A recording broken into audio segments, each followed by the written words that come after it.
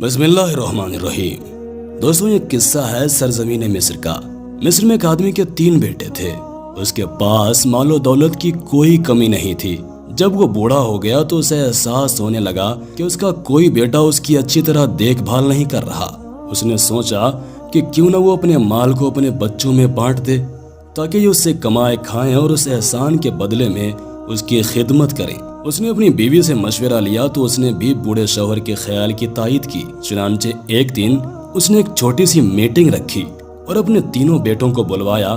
جب 3 بیٹے اس کے پاس حاضر ہو گئے تو اس نے کہا، میرے بیٹوں، تم سب جانتے ہو کہ میں نے اپنی جوانی کمانے میں خرچ کر دی ہے۔ میں نے اپنے پیسے سے تم تینوں کی اچھے گھرانے میں شادی بھی کر دی ہے۔ اب میں بوڑھا ہو چلا ہوں، میری طاقت جواب دے چکی ہے، میں تجارت کے لیے مارکیٹ میں نہیں نکل سکتا۔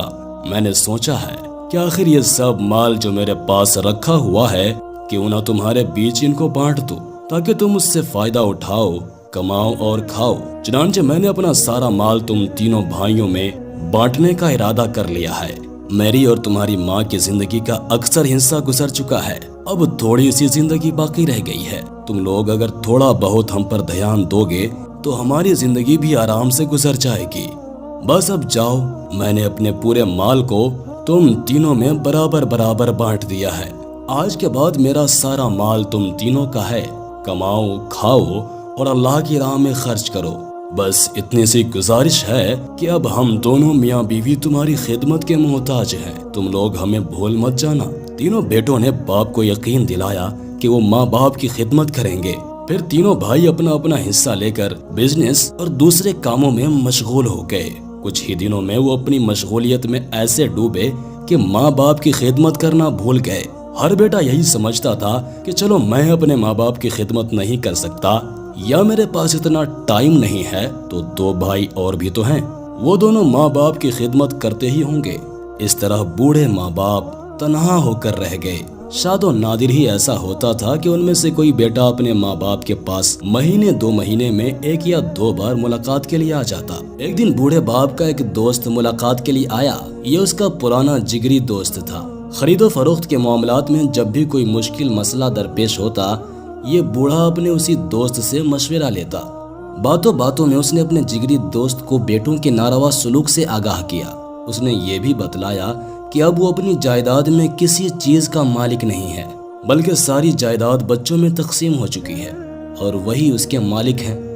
بوڑھے کا جگری دوست بڑا ذہین اور فطین انسان تھا، اسی لیے بوڑھے نے مشورہ لینے کے لیے اس کا انتخاب کیا تھا۔ بوڑھے کے دوست نے کہا کہ میں تمہیں تمہاری نافرمان اولاد کی بے حسی اور دھیان نہ دینے سے چھٹکارا دلانے کے لیے کافی ہوں، لیکن میں چاہوں گا کہ ہمارے درمیان جو بھی باتیں ہوں تم اپنے بیٹوں کو ان کی ہوا بھی نہ لگنے دینا۔ بوڑھے باپ نے دوست سے وعدہ کر لیا کہ میں اپنے بیٹوں کو اس بارے میں کوئی بات نہیں بتاؤں گا، یہ باتیں صیغہ راز ہی رہیں گی۔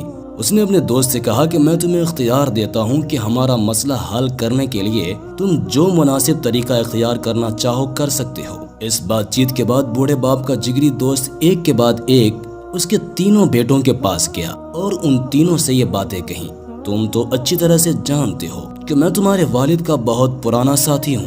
تمہارا والد آخر وقت تک مجھ سے مشورہ لیے بغیر کوئی قدم نہیں اٹھاتا تھا، لین دین ہو یا خرید و فروخت یا روزمرہ کا کوئی بھی الجھا ہوا معاملہ میں ہی اس کا مشیر خاص ہوا کرتا تھا۔ تمہارے باپ نے بہت عرصہ پہلے میرے پاس اپنے مال کا ایک بھاری حصہ بطور امانت رکھوایا ہوا ہے۔ اس مال کا اگر تخمینہ لگایا جائے تو یہ اس کی جمع پونجی کے 1/3 سے کم نہیں ہوگا۔ خود میرے پاس اتنا زیادہ مال ہے کہ میں اس کی حفاظت سے عاجز ہو گیا ہوں، اس لیے میں چاہتا ہوں کہ تمہارے باپ کو اس کی رکھی ہوئی امانت واپس کر دوں۔ آخر کب تک میں یہ درد اپنے سر لیے رہوں گا؟ اور ہاں، میں یہ امانت تنہا واپس کرنا نہیں چاہتا۔ میں چاہوں گا کہ کل صبح تم اپنے دونوں بھائیوں کے ساتھ اپنے والد کے پاس آ جانا تاکہ میں تم سب بھائیوں کی موجودگی میں تمہارے باپ کو اس کی امانت واپس کر دوں۔ یہاں ایک خاص بات تم سے یہ کہنا چاہوں گا کہ چونکہ اب تمہارے والد بوڑھے ہو گئے ہیں اور انہیں اس مال و جائیداد میں کوئی دلچسپی بھی نہیں ہے، اس لیے وہ شاید یہ امانت تم بھائیوں میں سے کسی ایک کے نام کرنے والے ہیں۔ تم میں سے جو ان کی زیادہ سے زیادہ خدمت کرے گا وہی اس مال کا حقدار ہوگا۔ اس لیے میں نے تمہیں یہ راز بتا دیا ہے کہ تم اپنے والد کی خدمت میں لگ جاؤ۔ میں نے تمہارے والد سے تمہارے لیے تعریفی کلمات بھی سنے ہیں، وہ تمہارے بارے میں بڑی اچھی باتیں کر رہے تھے۔ مجھے امید ہے کہ تمہارے والد یہ سارا مال تمہیں ہی دے جائیں گے اور تم مالا مال ہو جاؤ گے۔ اور ہاں، میں نے جو باتیں تم سے بیان کی ہیں اس کے بارے میں اپنے دوسرے دونوں بھائیوں کو بالکل بھنک نہ پڑنے دینا، کہیں ایسا نہ ہو کہ وہی اس مال کے حقدار بن بیٹھے۔ بوڑھے باپ کے اس جگری دوست نے یہ باتیں اس کے تینوں بیٹوں میں سے ہر ایک کے پاس الگ الگ جا کر کہیں اور تینوں کو خوب ہرے ہرے باغ دکھلائے۔ صبح ہوئی تو تینوں بیٹے وقت سے پہلے ہی اپنے والد کے پاس پہنچ چکے تھے۔ ان میں سے ہر ایک کی خواہش تھی کہ وہ اپنے والد کو خوش کرنے کی غرض سے سب سے پہلے اس کے پاس پہنچے۔ باپ کا جگری دوست بھی وقت پر پہنچ گیا۔ وہ یہ دیکھ کر حیرت میں پڑ گیا کہ وہی بیٹے جو کئی مہینوں تک اپنے بوڑھے باپ کی مساج پرسی کے لیے بھی نہیں آتے تھے، آج مال کے لالچ میں وقت سے پہلے ہی باپ کے دروازے پر پہنچ گئے تھے۔ اس کے ساتھ دو جوان آدمی بھی تھے جنہوں نے ایک بڑا صندوق اٹھا رکھا تھا۔ صندوق ایک بڑا اور مضبوط تالا لگا کر بند کیا ہوا تھا۔ بوڑھے کے جگری ساتھی نے صندوق کو تینوں بیٹوں کے سامنے ان کے باپ کو واپس کرتے ہوئے کہا، چونکہ آپ نے یہ دولت میرے پاس بطور امانت رکھوائی تھی، اب میں آپ کی رکھی ہوئی امانت کی مزید حفاظت کرنے سے قاصر ہوں، اس لیے آپ اپنے بیٹوں کے سامنے اپنی یہ امانت واپس لے لیجئے۔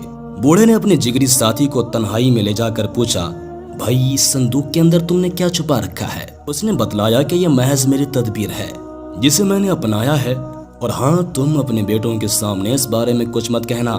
پھر وہ دونوں واپس آئے۔ اب بوڑھے کا ساتھی اس کے بیٹوں سے اس طرح مخاطب ہوا اور کہنے لگا، آج میں تمہارے والد کی رکھی ہوئی امانت تمہارے سامنے واپس کر رہا ہوں۔ اب اس امانت کا بوجھ میرے سر سے ختم ہو گیا۔ تم لوگ اس بات پر گواہ رہو، آج کے بعد مجھ پر اس سلسلے میں کوئی ذمہ داری عائد نہیں ہوگی۔ یہ کہہ کر اس نے بیٹوں کے سامنے بوڑھے باپ کو صندوق کی چابی دے دی۔ بوڑھے نے اپنے جگری ساتھی سے کہا، دوست، واقعی تم نے اپنی دوستی کا حق ادا کر دیا ہے، امانت کو اس کے حقدار تک پہنچا دیا، اللہ تعالیٰ تمہارا بھلا کرے۔ دوست بولا، آپ نے پوری زندگی میں خیر اور بھلائی ہی کا کام تو کیا ہے، اور مجھے معلوم ہے کہ آپ یہ مال بھی اپنی جائیداد کی طرح اپنے ان بچوں میں سے ہی کسی کو دے دیں گے۔ آپ ان میں سے جسے چاہیں وصیت کر دیں یا سب کو عنایت کر دیں، یا بعد میں جسے چاہیں پورے مال کا مالک بنا ڈالیں۔ یہ کہہ کر اس نے سلام کیا اور اس سے رخصت ہو گیا۔ اس کے بعد بوڑھے کے تینوں بیٹوں کا حال یہ تھا کہ وہ سب کے سب وفا کے پیکر بنے باپ کے سامنے کھڑے رہتے تھے۔ ان میں سے ہر ایک کی تمنا تھی کہ وہی اس صندوق کا حقدار بنے۔ باپ نے بیٹوں سے کہا کہ میں ابھی یہ فیصلہ نہیں کر سکتا کہ یہ صندوق تم میں سے کسے دوں، البتہ کچھ دنوں بعد اسی صندوق کے اندر میں ایک وصیت نامہ اپنے اس بیٹے کے نام لکھ کر رکھ دوں گا جسے دینا چاہتا ہوں۔ میرے انتقال کے بعد تم لوگ اسے کھولنا اور اندر سے جس کے نام وصیت نامہ نکلے یہ مال اسی کا ہوگا۔ بیٹے اپنے باپ کی بات سن کر حیرت زدہ رہ گئے۔ وہ یہ سمجھ رہے تھے کہ ان کا بوڑھا باپ یہ مال بھی ان کے بیچ ایسے ہی بانٹ دے گا جیسے پہلے بانٹا تھا، مگر اس دفعہ ایسا نہیں ہوا۔ اب ان تینوں میں سے ہر بیٹا اس کوشش میں لگ گیا کہ کسی نہ کسی طرح اپنے باپ کے اس مال کا مستحق وہی ٹھہرے۔ بس اب کیا تھا، تینوں بیٹے اپنے باپ کی خدمت کے لیے یوں مصروف ہو گئے جیسے بھوکا آدمی کھانے پر ٹوٹ پڑتا ہے۔ کوئی باپ کی خدمت کے لیے صبح آنکھ کھلتے ہی پہنچ جاتا، کوئی اپنی بیوی بچوں کے ساتھ باپ کے پاس پہنچ کر اس کے پاؤں دباتا، کوئی رات کے وقت بھی اپنے ماں باپ کی خیریت دریافت کرنے آ جاتا۔ بوڑھا باپ اپنی بیٹوں کے دل کی حقیقت اچھی طرح سمجھتا تھا۔ یہ اور بات ہے کہ بستی کے لوگ اس بوڑھے پر رشک کرتے تھے کہ اس کے بیٹے کتنے وفادار اور اطاعت گزار ہیں۔ انہیں کیا معلوم تھا کہ یہ سب کچھ تو مال کی لالچ میں ہو رہا ہے، ورنہ یہی باپ 2 مہینوں تک اپنے بیٹوں کی شکل دیکھنے کے لیے ترس جاتا تھا۔ صندوق سامنے رکھا ہوا تھا، چابی باپ نے نہ جانے کہاں چھپا رکھی تھی۔ بیٹے آتے رہے اور باپ کی خدمت کرتے رہے۔ یہ سلسلہ کوئی 2 سال تک چلتا رہا۔ بسا اوقات بیٹے اپنے دل میں سوچتے کہ پتہ نہیں ہمارا باپ کب تک زندہ رہے گا۔ ادھر باپ بچوں کی خدمت سے بڑی خوشی محسوس کر رہا تھا۔ 2 سال گزرنے کے بعد آخرکار وہ وقت آ ہی گیا جس کا بیٹوں کو شدت سے انتظار تھا۔ باپ کا انتقال ہو گیا۔ کفن دفن کی کارروائی مکمل کرنے کے بعد بیٹوں کی یہی تمنا تھی کہ جلد سے جلد صندوق کو کھولا جائے اور دیکھا جائے کہ یہ مال کس کے نصیب میں آیا ہے۔